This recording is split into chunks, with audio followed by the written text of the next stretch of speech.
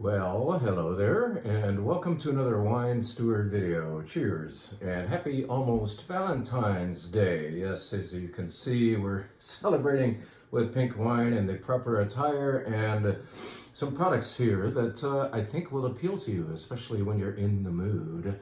I want to tell you that these two items are actually servable right now off of our wine bar menu. So up at our wine bar mezzanine, where we change the menu absolutely every week, we are getting more and more into pink and red and all the colors associated with Valentine's Day. Next Friday is the big day, but we're already celebrating, as you can see. Hold on. This is the sparkling wine of the week. It's not champagne, but it plays like champagne. It is made like champagne, but not in Champagne, France, but in the Cava region of Spain. And oops, did I say that? Because this producer is so damn good, and they know it, that they've actually defected from, you could say, the name Cava. They're still present in the Penedès region where Cava is made, but Raventos, who actually helped start the Cava brand, is leaving it behind in favor of a very badly picked name, Conca del Rio Anoia. So that annoys me and you, perhaps, because it's kind of hard to remember, but let's just say they deserve to be creative because they are making better than Cava juice, and it's happening right here. This does use those Cava varieties, Parilla and Macabeo and Chirello, and to pink it up a little bit, some Monastrell, otherwise known as Mourvèdre, happens in this wine. All native varieties, and again, made like champagne, and that the second fermentation happens in bottle, so you can feel the classiness. Really, that's what you do. Why you do that second fermentation, especially to make the mouthfeel more elegant. I mean, I could elaborate and I can make up more words, but it feels a lot better than, say, your average Prosecco and so on. So, Raventos is the sparkling wine of the week. Raventos Pink, so, or Denit, they would call it there. And look at this. This is a beautiful piece of cheese made by our friends just north of here up at Cowgirl Creamery. It basically utilizes their Mount Tam recipe, if you're familiar with that cheese. That's become very familiar with local cheese lovers of late. And yet this one is shaped like a heart, and it's actually offered on our wine bar menu while supplies last. So this is something that you can order in lieu of the regular cheese platter, and you can enjoy this entire heart and some crackers and some olives and start celebrating. And I bet this, actually, I don't even bet, I know that this cheese would just kill it with this Cava. So let's get them together. Let's get you together with these items up at the Mezzanine Wine Bar. This is also for sale in our cheese case downstairs. So while supplies last, you can buy this to take home and enjoy with your lover there. Okay? Voila. We do have a major message for this video. The main reason for getting around to finally doing this on Saturday is because we would dearly love to fill some seats for Tuesday night's event. Yes, in another way of preparing for the Day of Love, we are going to have an event called Nearly 50 Shades of Red. Actually, it won't be anywhere near 50 different wines, but they're all going to be red, or red-ish, we should say. And, because it's the color of love, right? Or at least it is the Valentine's Day color, so we're going to play to that with a all red wine event. And the reason why I think this is not selling all that well yet is because you have absolutely no idea what we're pouring. So I've been developing the list. I still have room for maybe three more ideas, but I can now tell you that we're going to do our favorite kind of wine event, whereas we jump all over the world and pour you wines that had nothing to do with each other. I think that's the most fun kind of event that we put on. Now, I shouldn't say that because I love our Spain events, all Spain and all France and all Italy. And by the way, there's an Italy one coming up.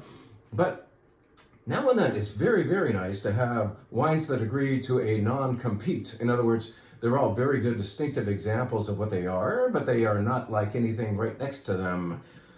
Instead of confusing you even more and not telling you what we are pouring, let's show you some of the wines that we're going to be pouring. We know that the brand new vintage of D2 from De Lille is going to happen. De Lille, many of you are familiar with this wine that we have put into the Red Collector Wine Club probably 10 times over the years. De Lille D2 is named so because it remembers the autoroute that runs through the left bank of Bordeaux. And we are not in Bordeaux here necessarily. We are in the Washington State, but they contend that they are making a wine that honors Bordeaux with this beautiful Cab Merlot mix. There's the other Bordeaux grapes involved as well, but the Little D2, the brand new vintage, the 2022, is delicious. We're going to poke it into our Red Collector Wine Club, and in the meantime, we're going to unveil it, the new vintage of this, on Tuesday night, the Little D2.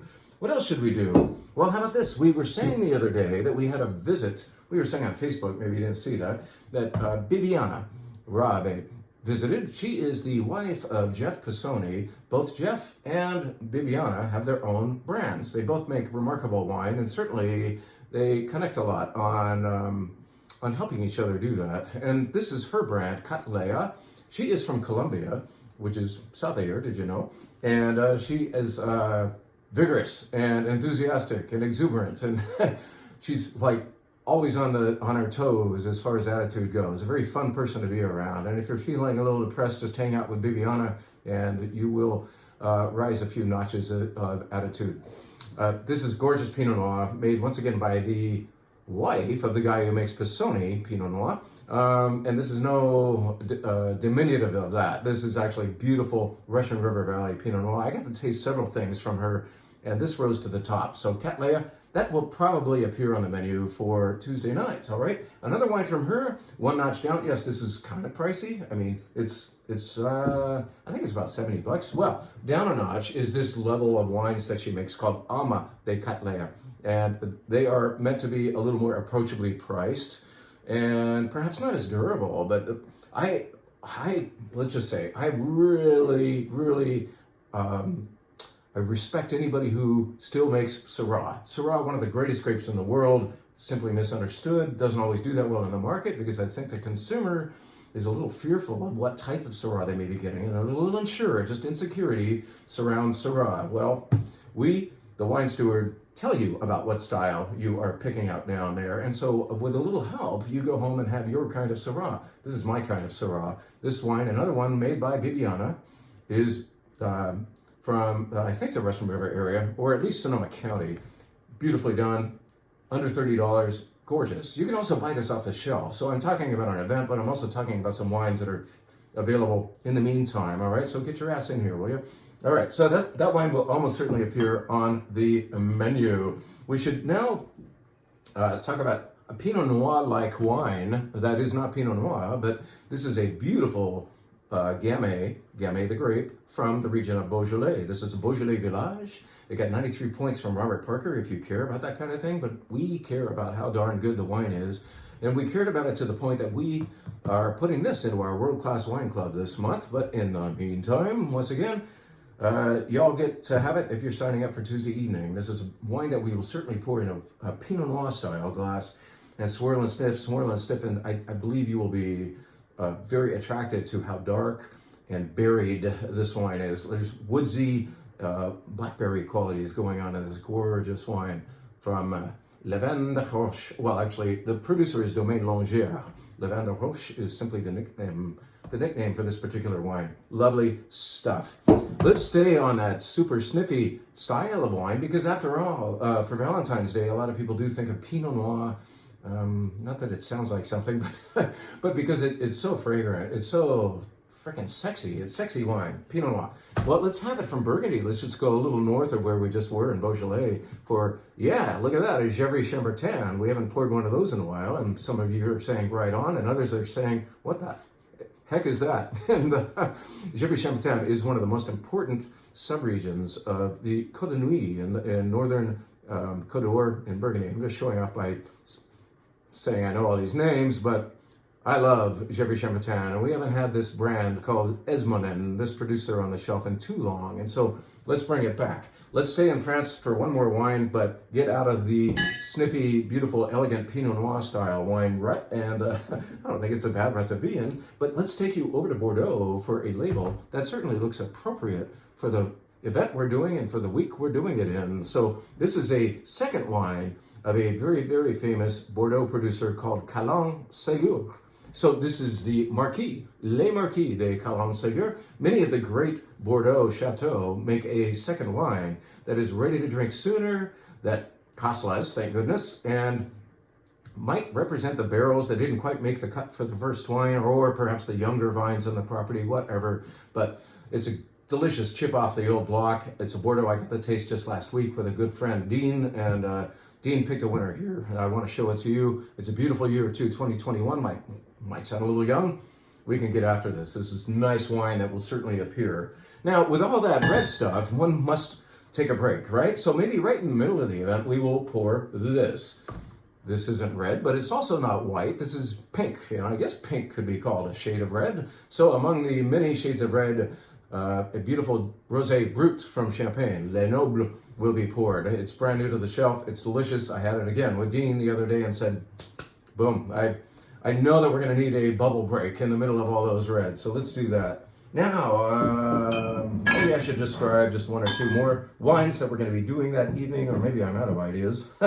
No, I'm not out of ideas, but I just am out of the wines that I was going to tell you about that I have in front of me. So just know that, D2, I told you about that. Anyway, lots of good stuff, Probably a dozen beautiful red wines, including a almost red pink rosé that is beautiful. Look forward to that. I've mentioned Wine Club a couple of times, and no, it's not yet Wine Club time for February, but it is time for us to bring in just a little bit of each wine, for me to crack a bottle and start writing notes. Yes, of course, the data can be found on the internet about all of the wines that we hand you, well, most of them at least. But what we really like to give you is our perspective on why we selected this wine. So I will be trying all of the club wines for the second time at least, because I already had them with a vendor when I made the selection originally. And I will write notes while doing that. I was just trying this the other day, actually yesterday. This is a wine represented in this glass right here, and you can see that it's red, and pretty darn dark red, and this comes from Tuscany, Italy, and you're saying, oh, therefore it's Sangiovese. No, this is a helper of Sangiovese. You, often see it in a wine in Chianti. A Chianti Classico will, of course, be based on the Sangiovese grape. That red grape, not so purple, but this little more purple additive might give it a boost in color and heft. This is a hard to pronounce wine name right here. The name of the grape, can you see that? Look at that. How are you going to pronounce that? Well, part of our Wine Club notes will actually include a pronunciation lesson of Ciliegio. Once you've mastered it, you will impress all your friends at the next party to which you're going to bring, certainly, your Wine Club bottle or all the bottles that you bought of more of this stuff. You're going to say, hey, want to try a red wine? They're going to say, what the hell is it? It's a wine from Tuscany. Oh, great, Sangiovese. And you say, well, kind of, but it's Ciliegio. Ciliegio. You can sing it if you want. Yep. Anyway, Wine Club wine, getting you ready.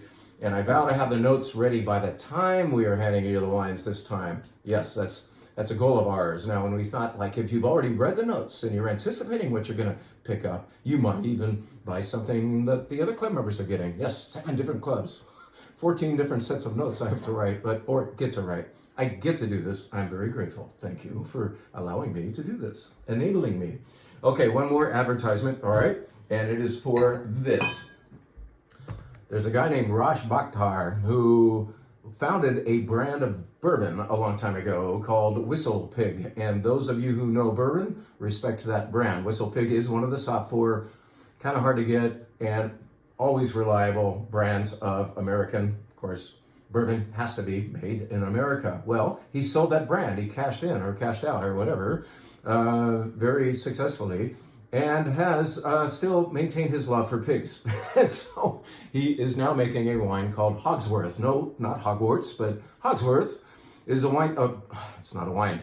You can't call it a bourbon either. Get this. This is a very unique coming together per Raj's idea of 60% bourbon, that is whiskey from the United States, 60%, and 40%, where are we going to go for the additive, for the extra, for the amendments? It is 40% Armagnac. Armagnac is that cognac-like beverage that comes from south of Bordeaux. Cognac is north and Armagnac is in the south. This has Armagnac in it that's up to 40 years old, and it is a beautiful fusion of the two types of spirits. This is here in the glass, and of course you can't try it, but I will after this video is over. And I have already tried it, and I can say that it I prefer this over most bourbons I've had, and maybe over most Armagnacs I've had. In other words, he is a master blender apparently, because he's come up with something that's a beautiful, fragrant, easier than bourbon, less harsh than Armagnac fusion of the two. This is really lovely. 60% bourbon, American, 40% French Armagnac. Pretty cool, huh? And we're kind of on the ground floor with this, so you're not going to see this everywhere, at least not yet. And I think you will see it everywhere. This is hand-bottled, smaller production stuff that our spirits department is proud to be bringing to you now. So you can come in today while we still have a few bottles down there and get some Hogsworth. And I think we're going to sell out fast, so come in now, but I do believe it's reorderable. So you could also email me and say, hey, can you save me a bottle of this Hogsworth? And you know what, as far as pricing goes, I mean, bourbons, you know, and Armagnacs can go well over $100, and either one isn't usually very good unless you're in the 50, 60, 70 range and up. Well, this is in fact low 60s, maybe $62. And once you have it, you're going to agree that it plays at a higher pay grade. Anyway, that's our advertisement for a new spirit that has just arrived, Hogsworth, by the former maker of Whistle Pig. All right. Thank you for listening. Go to our website, thewinesteward.com, right now and sign up for Tuesday evening's fun event, Almost 50 Shades of Red. Happy Valentine's Day. Love you.